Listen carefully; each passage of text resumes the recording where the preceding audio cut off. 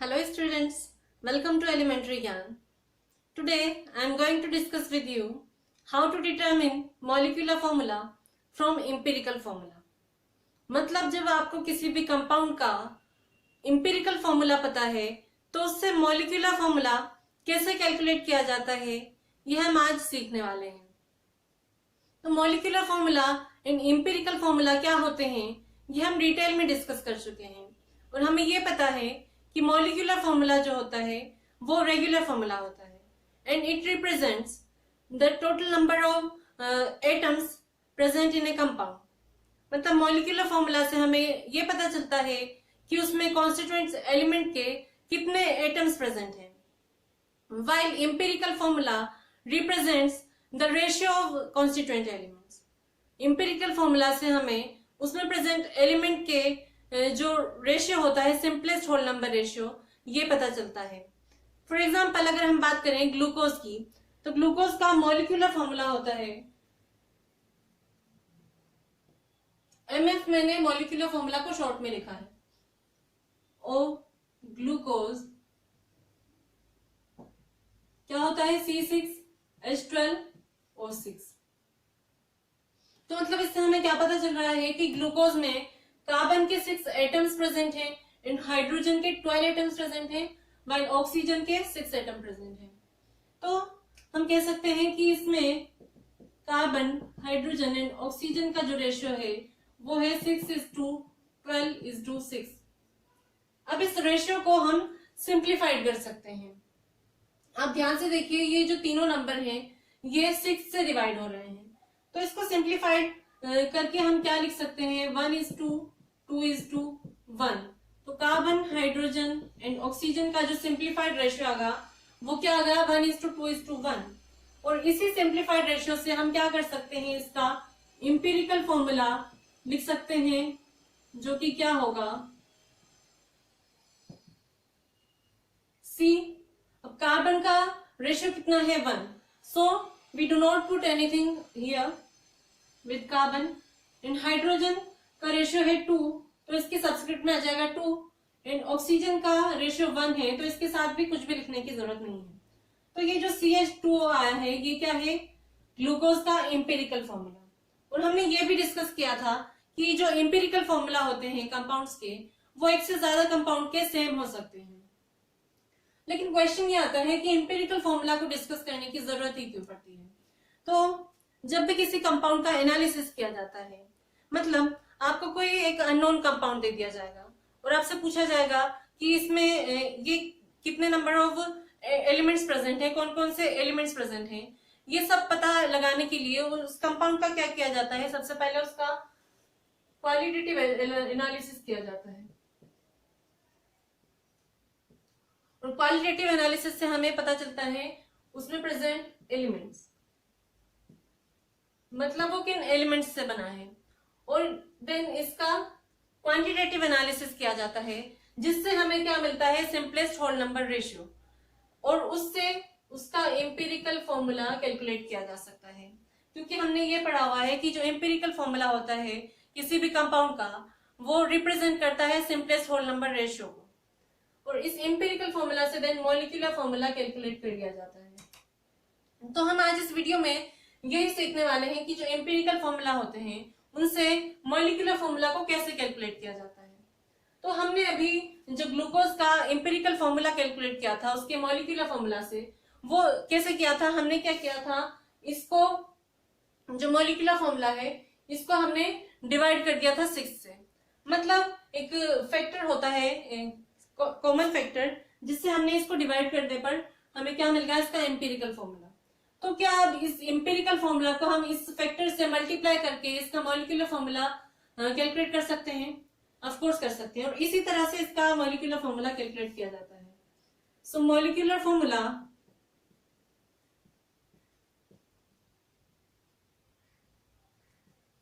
Can be calculated by n times empirical formula. मतलब empirical formula को हम अगर n से मल्टीप्लाई कर दें तो हमें क्या मिल जाएगा, मॉलिक्यूलर फॉर्मूला। और ये n क्या होता है, इसकी वैल्यू कैलकुलेट की जाती है by dividing molecular mass of compound to its empirical formula mass. n is equal to molecular mass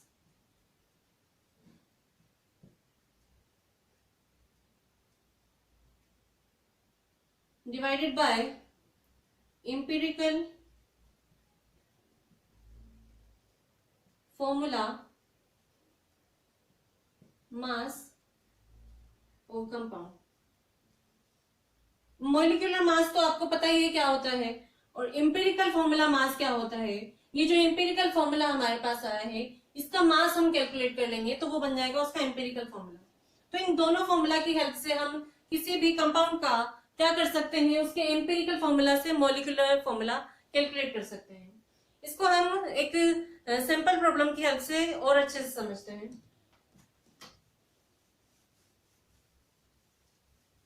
for example, हमें एक कंपाउंड का एम्पिरिकल फॉर्मूला गिवन है और साथ में हमें उसका मॉलिक्यूलर मास भी गिवन है, और आपसे पूछा गया है कि उसका मॉलिक्यूलर फॉर्मूला बताओ.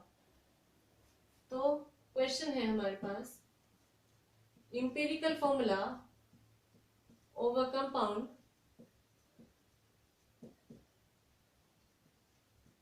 is C3H4n and its molecular mass is 108. Find its molecular formula. तो हम कैसे सोल्व करेंगे इसको. सबसे पहले आप देखिए कि हमें क्या गिवन है. हमें गिवन है एम्पिरिकल फॉर्मूला और साथ में हमें गिवन है मॉलिक्यूलर मास, और हमें फाइंड करना है मॉलिक्यूलर फॉर्मूला. तो मॉलिक्यूलर फॉर्मूला फाइंड करने के लिए हमें क्या पता होना चाहिए, हमें एम्पिरिकल फॉर्मूला पता होना चाहिए, उसके साथ ही हमें n की वैल्यू पता होना चाहिए, और n की वैल्यू हमें इस फॉर्मूला से कैलकुलेट कर लेंगे, क्योंकि हमें मॉलिक्यूलर मास तो गिवन है और एम्पिरिकल फॉर्मूला मास हम उसके एम्पिरिकल फॉर्मूला से कैलकुलेट कर लेंगे. तो मॉलिक्यूलर फॉर्मूला क्या है, मॉलिक्यूलर मास क्या है 108 एंड एम्पिरिकल फॉर्मूला मास कितना हो जाएगा. कार्बन तो क्या है 3 एटम्स है, so 3 into atomic mass of carbon plus hydrogen के 4 एटम्स हैं तो 4 into atomic mass of hydrogen, then nitrogen का एक ही एटम है तो 14 इसमें ऐड कर देंगे. ऐड करने पर क्या आ जाएगा 3 इंटू 12 कितना होगा 36 प्लस 4 प्लस 14. इसको सोल्व करने पर हमें मिल जाएगा 40 46 54. ये आ गया एम्पिरिकल फॉर्मूला मास. अब हमें क्या करना है, एम्पिरिकल फॉर्मूला मास से क्या कर देना है, मॉलिक्यूलर मास को डिवाइड कर देना है, तो हमें n की वैल्यू मिल जाएगी. So n is equal to molecular mass तो है 108 एंड एम्पिरिकल फॉर्मूला मास आया हमारे पास 54. ये 2 टाइम्स कैंसिल हो जाएगा तो n की वैल्यू क्या आ गई 2. अब इस वैल्यू को इस फॉर्मूला में रख देंगे तो मॉलिक्यूलर फॉर्मूला मिल जाएगा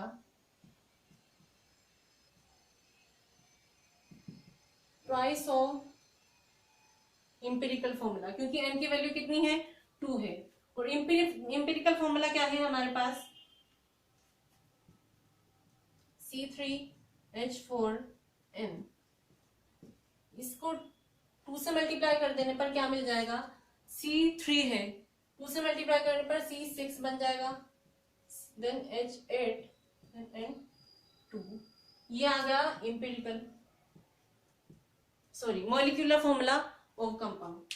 तो इस तरह से इन दोनों फॉर्मूला की हेल्प से हम क्या कर सकते हैं, किसी भी कंपाउंड का मॉलिक्यूलर फॉर्मूला कैलकुलेट कर सकते हैं. हमें 2 चीजें पता होना चाहिए, एक तो हमें मॉलिक्यूलर मास पता होना चाहिए कंपाउंड का, और दूसरा हमें एम्पिरिकल फॉर्मूला पता होना चाहिए.